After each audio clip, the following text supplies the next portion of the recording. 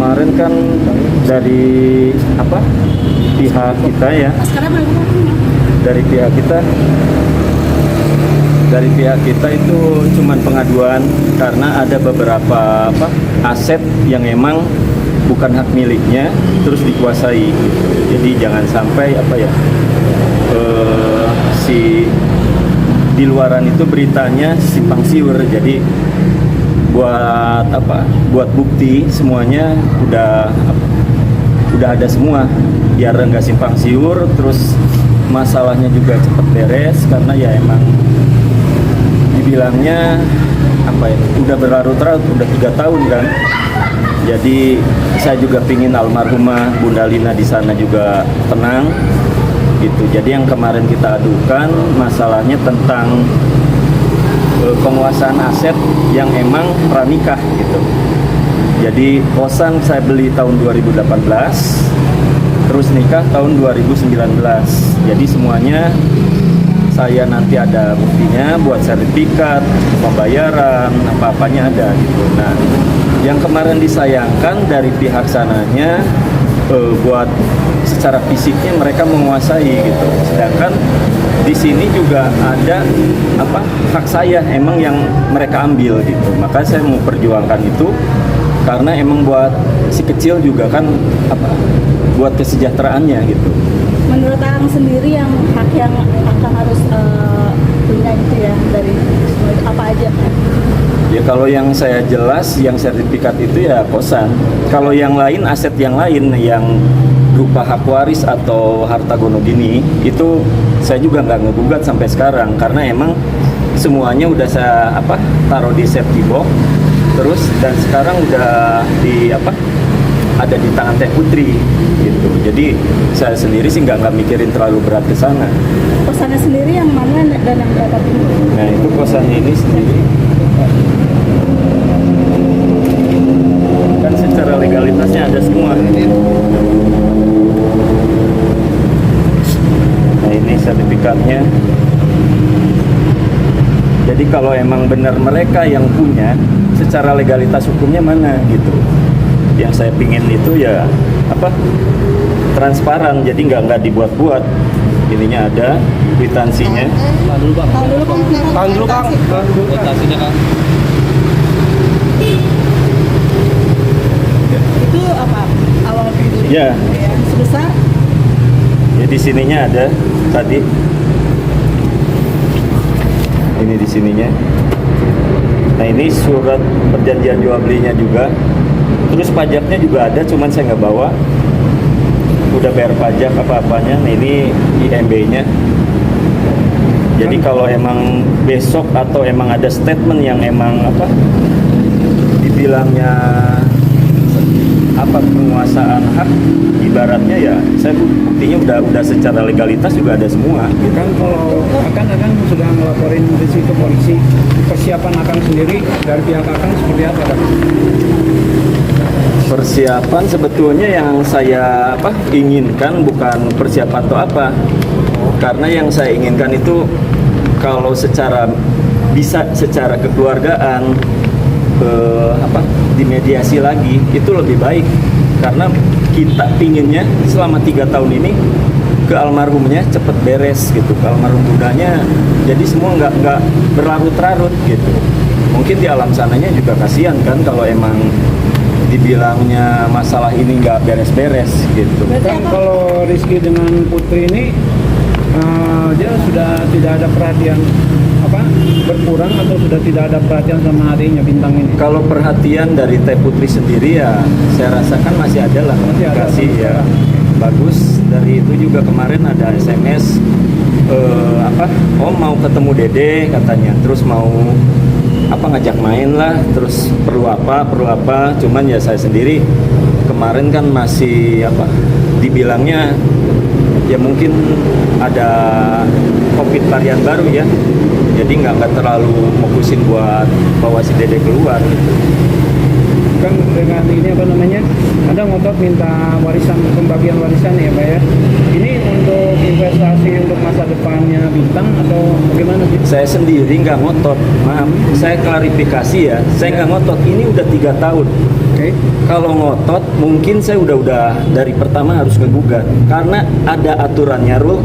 Secara agamanya kan jelas, saya ditinggal mati, terus ibaratnya bukan ditinggal cerai hidup, terus saya juga ibaratnya kalau secara agama itu ada hak bagian Dede Bintang, saya, terus ibunya, ibu almarhum, terus anak-anaknya. Saya nggak pernah ngotot, makanya sampai 3 tahun saya nggak pernah gugat atau nggak pernah mempermasalahkan. Tapi karena apa ya dibilangnya, tadi ada, ya ini buat klarifikasinya Iya, itu. betul. Kalau secara Islam itu harusnya kan sekitar 40 atau 100 hari mungkin harus sudah dibagikan. Karena biar almarhumah di sananya juga tenang gitu, karena udah ada ijab kabul gitu. Nah yang saya pikirin juga sekarang kan anak-anak juga itu anak saya, walaupun dalam artian anak sambung. Tapi ya karena saya dari kasus pertama aja itu saya pernah dilaporin sama pihak dari sana, dilaporin bahwa pembunuhan berencana pasal 338 atau 340. Nah itu saya sendiri, dan akhirnya hasil dari otopsi itu kan keluar 3 minggu kemudian, itu tanggal 21 Maret apa itu udah keluar dari Polrestabes, dan emang terbukti tidak bersalah, emang pure itu sakit gitu. Selama ini udah ada mediasi nggak?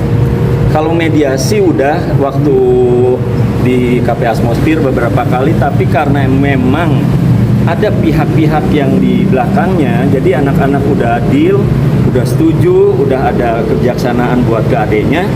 Ternyata beberapa ini lagi malah besoknya diaduin lagi, dilaporin lagi gitu. Apa ini ada pengaruhnya dari Sule nggak?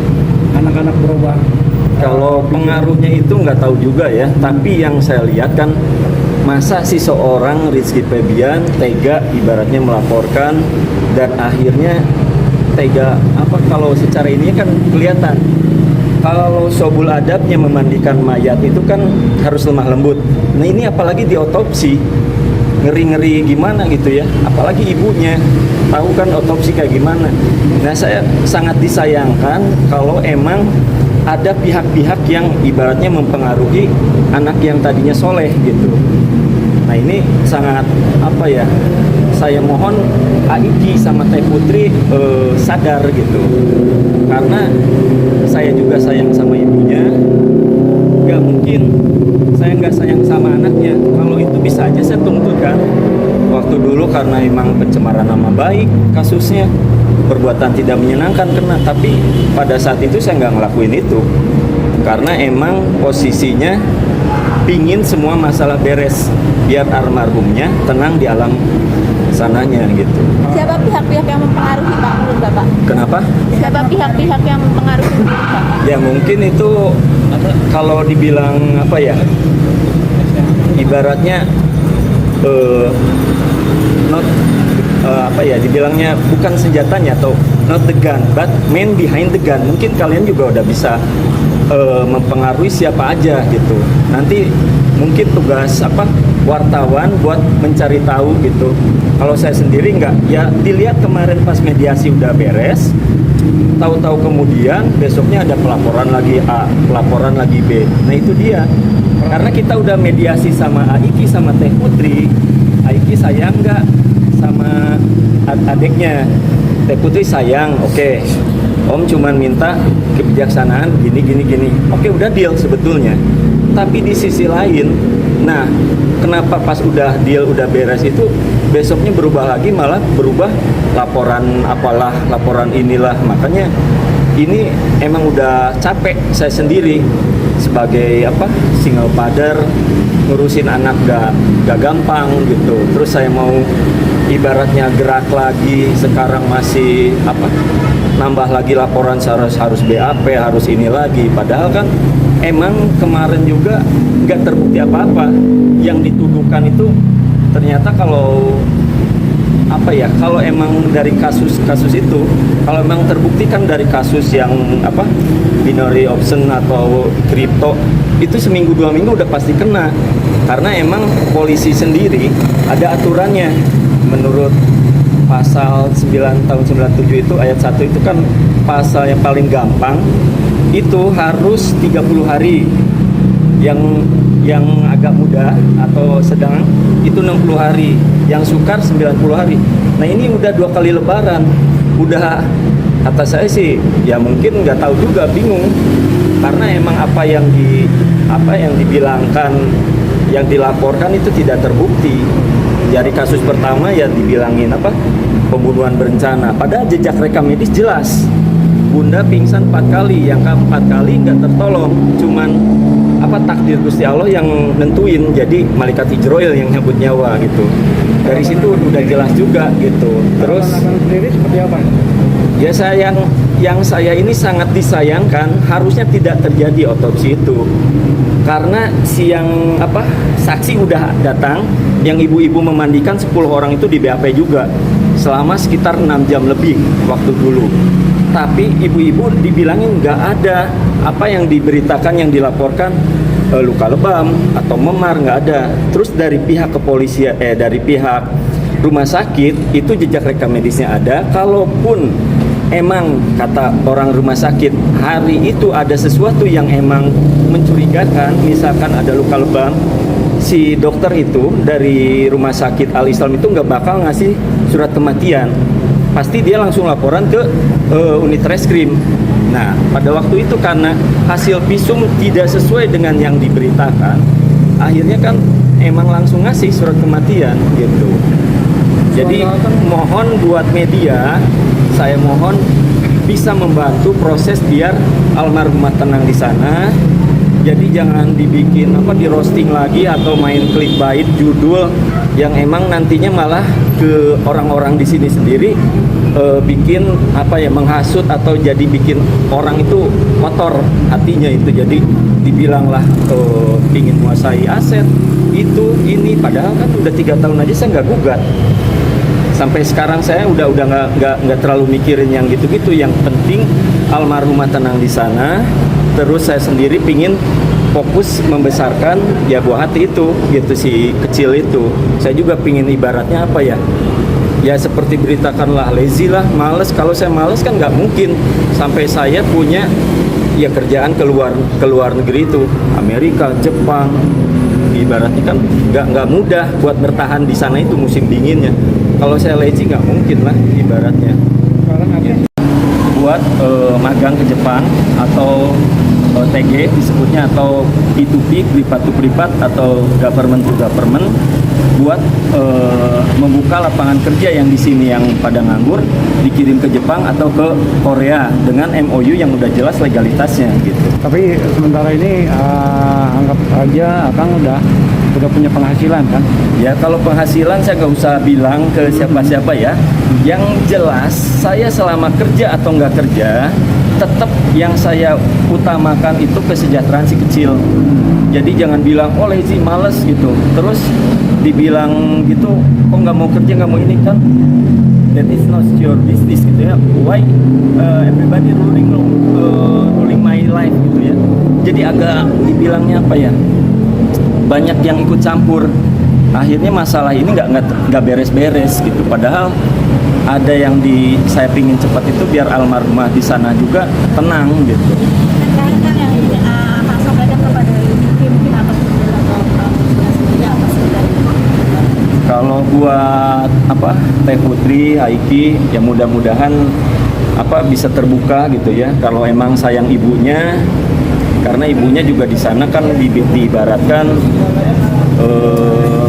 pasti ada pertanyaan-pertanyaan itu.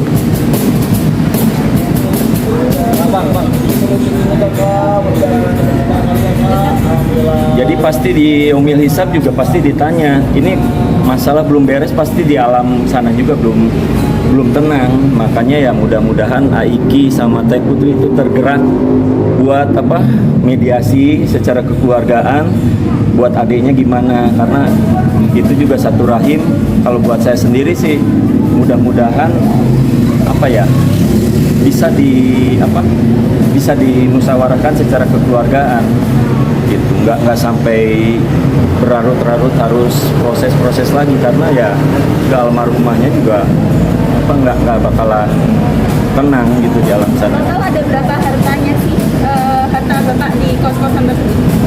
Kalau kos-kosan saya sendiri kan dulu emang itu nominalnya itu 2M gitu. Tapi karena saya juga ada sama istri hubungan ibaratnya pinjem 1M, ada pinjem 1M gitu. Oke. Kemudian tapi ada juga yang memberitakan bahwa kalau itu sebetulnya hasil jerih payahnya Aiki sebelum menikah dengan bapak. Nah, kalau emang ada, silahkan Aiki tanyain lagi ke yang jualnya, pihak satu, atau ini sendiri basah lagi. Saya ada bukti transferannya. Sorry ini basah. Ini 1M, 1 miliar ya. 1 miliar.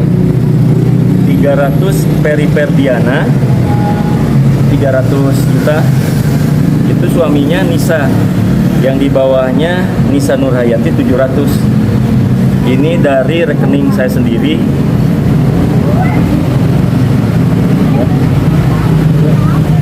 Mundur lagi Mas, mundur lagi.